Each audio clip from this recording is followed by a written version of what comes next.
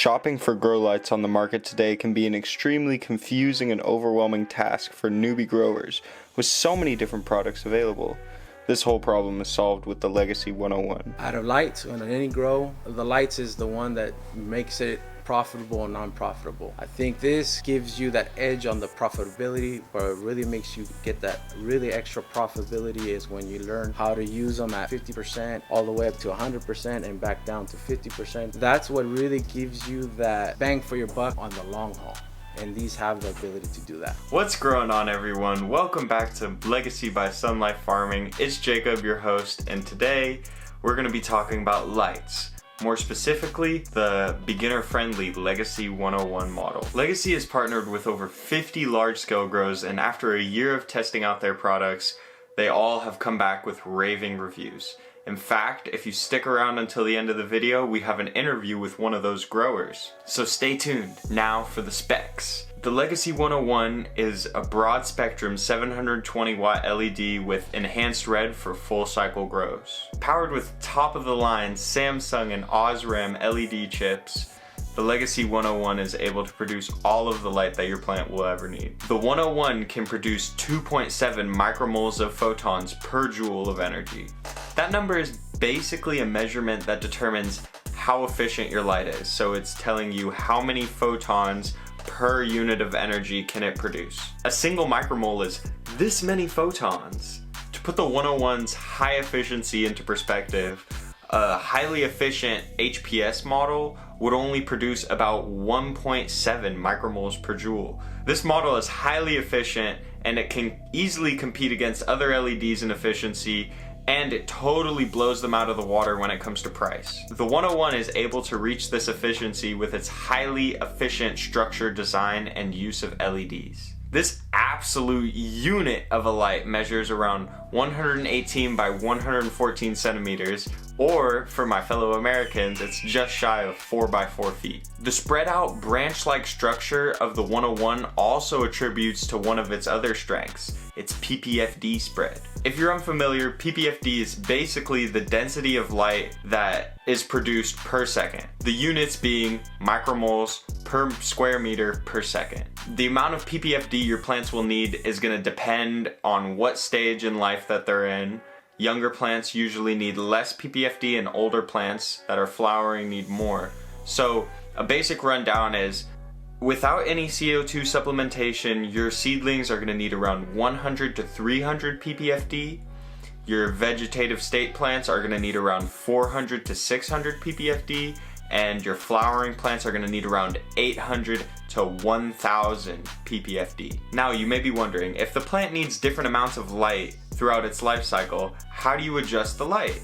So this is actually really easy. You can do it two ways. The first way is the dimmer switch that's built into the Legacy 101 unit, and you can easily adjust the intensity of light through that. Another way to do it is through how far away the light is placed from your canopy. So the closer the light is, the more intense it's going to be.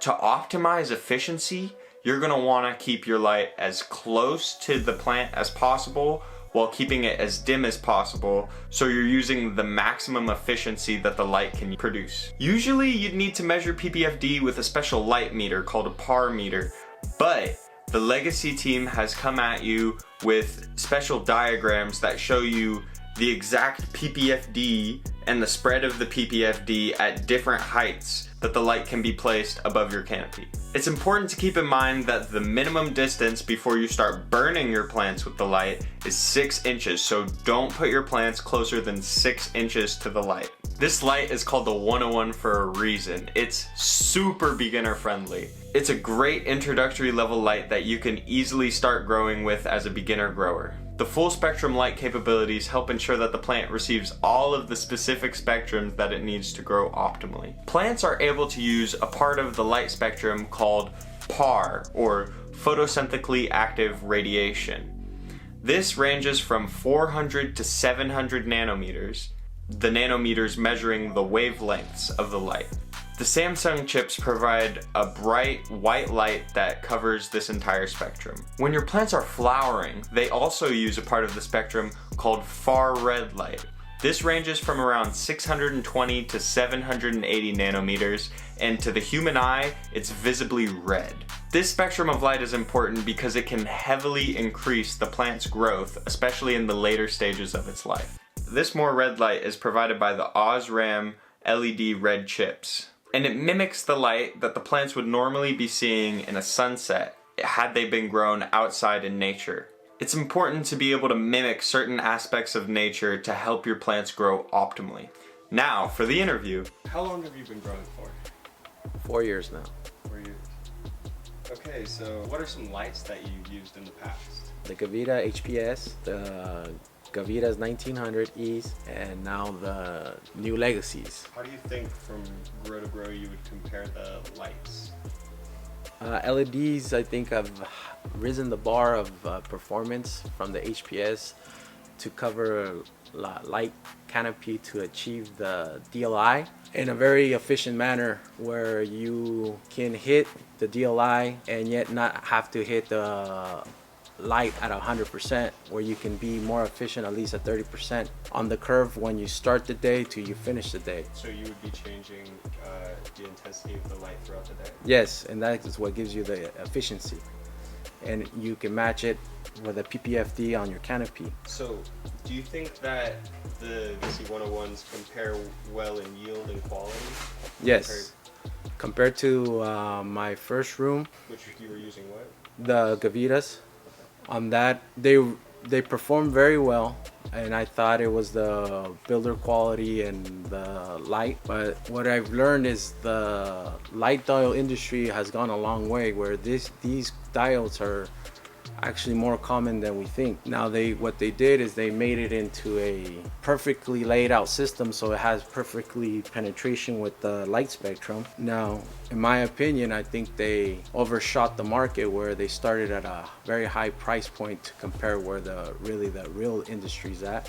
And I think the Legacy felt they had a market there, which is with that quality at a better price point without the promotions. Gavita. And so the smaller company, they're kind of like the underdogs. They provide the cheaper product, very high efficiency, performs great. Do you have any advice or tips for any beginner growers who might be watching, starting off, and they would be using maybe a 101? How do you think they'd want to set up with it? I think take electricity in consideration, because this is going to be one of their biggest out of lights on any grow. The lights is the one that makes it profitable and non-profitable. I think this gives you that edge on the profitability, but it really makes you get that really extra profitability is when you learn how to use them at 50% all the way up to 100% and back down to 50% to the dim down under 50%. That's what really gives you that bang for your buck on the long haul, and these have the ability to do that. All right, so to sum it all up, the combined ease of use, efficient, lightweight design, and outstanding results make the Legacy 101 a top-line LED light for any novice grower. Thanks for watching. Hope you learned something and enjoyed. Peace.